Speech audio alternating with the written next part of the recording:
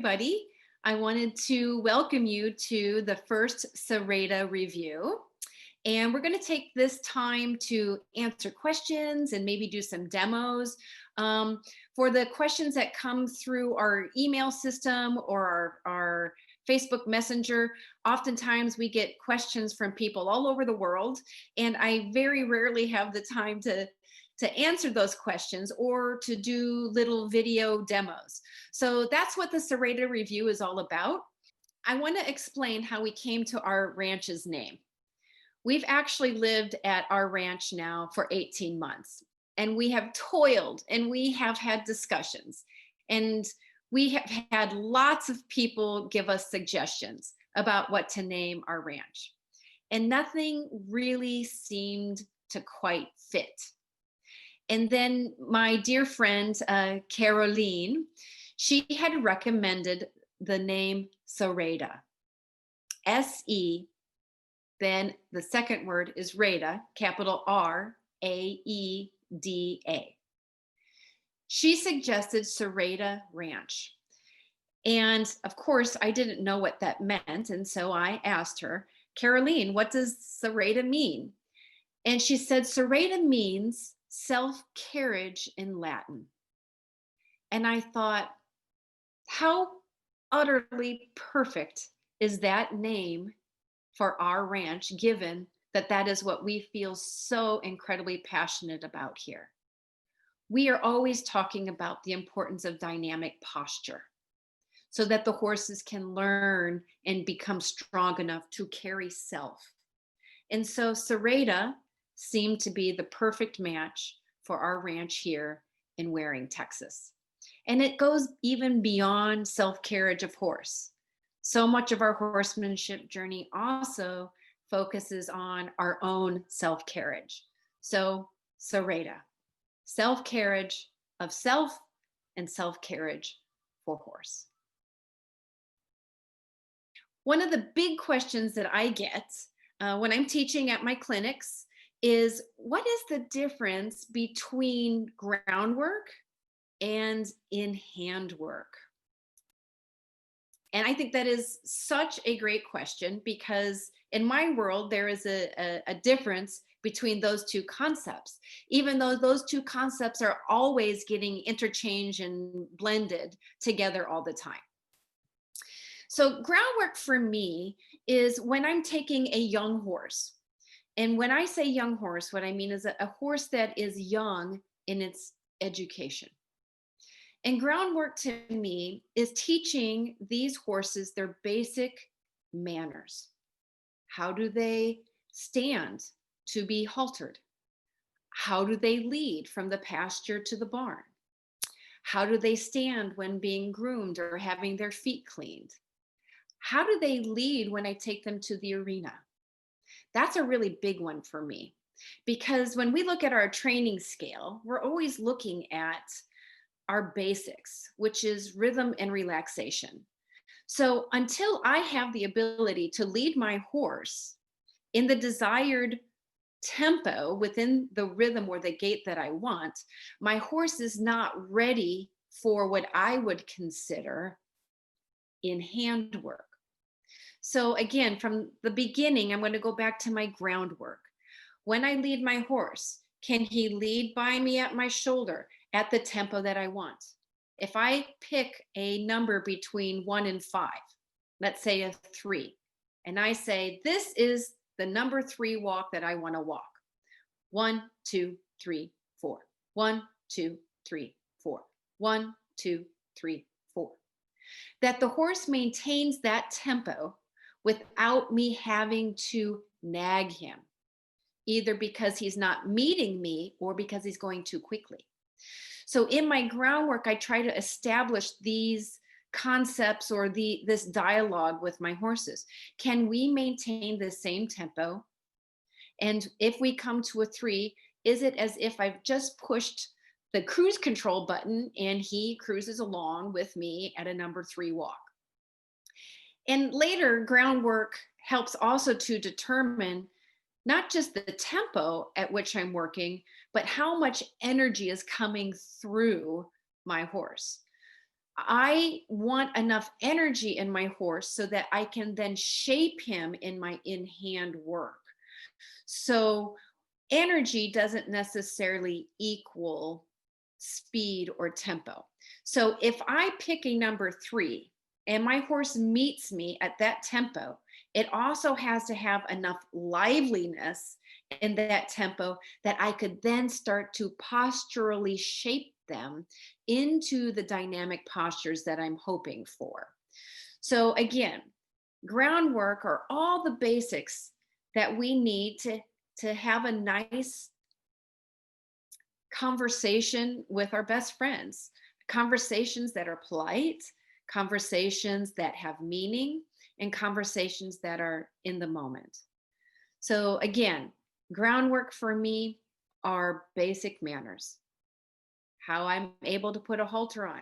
When they come to me, can I teach them to lower their head? We've got a funny saying here at the farm. We call it nosy in the hole, meaning when the horse is asked to put the halter in, will he lower his head and put his little muzzle into the nose hole of the halter himself? It's such a wonderful, fun thing to teach your horses. So we teach them nosy in the hole. And it's the same as when we take the halter off. Can I take the halter off without my horse throwing his head up in the air and spinning away and leaving me? Because if that's happening, there's already something not going in the way that I want it to go in terms of the dialogue between that horse and myself. Once I have my horse haltered, when I start to think that I'm going to walk forward, that I'm leading with my body, will my horse meet me? Or does he lag behind? Or does he get ahead of me? Or worse yet, does he try to run over the top of me? These are things that I assess. Or sometimes this might seem familiar to some of you. You're leading your horse from the barn to the arena and you got to cross the grassy area. And the horse dives down for grass. Nope, not a good idea. I do not want my arm to be 10 inches longer because my horse has been pulling my arm because he's diving for grass all the time. So that's a part of the basic manners, again, that we're covering in groundwork. Once I get my horse to the grooming area, can he stand comfortably? Can he stand ground tied? Will he pick up all 4 feet when I clean them? These are all things that I want to establish in my groundwork. Then later, once I have this nice conversation between my horses, and when I lead them, they can meet the desired tempo and maintain themselves with sufficient energy, then I will start to teach them more in hand work, which to me is more about helping them in sculpting and changing their postures so that they can start to develop the carriage that they need to carry the weight of the rider. So it is here that I then might transition my horse from a basic halter to the cavesson. And I will do exercises where they will learn to follow my body language. If I draw my shoulder and belly button away, will they draw towards me and follow me? If I close my shoulder towards them, will they slightly yield away from me and track on a circle in the opposite direction? If I walk my feet straight, will he walk straight? If I point my toes towards him at a diagonal, will he yield to the wall? If I bring my toes slightly in, will he start to think ever so slightly about a shoulder 4 posture or a bend through his body? This is where I start to introduce then the in-hand work. This is where I start to sculpt them and teach them lateral flexion at the pole.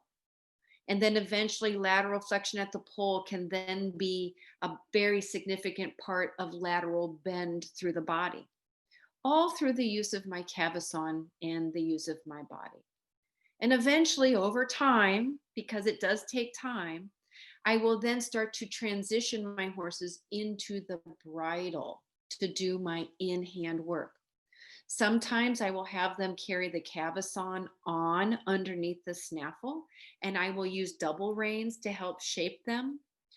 And again, I will use that time to have them follow my body, work on tempo, work on energy, work on lateral flexion, work on lateral bend through the body.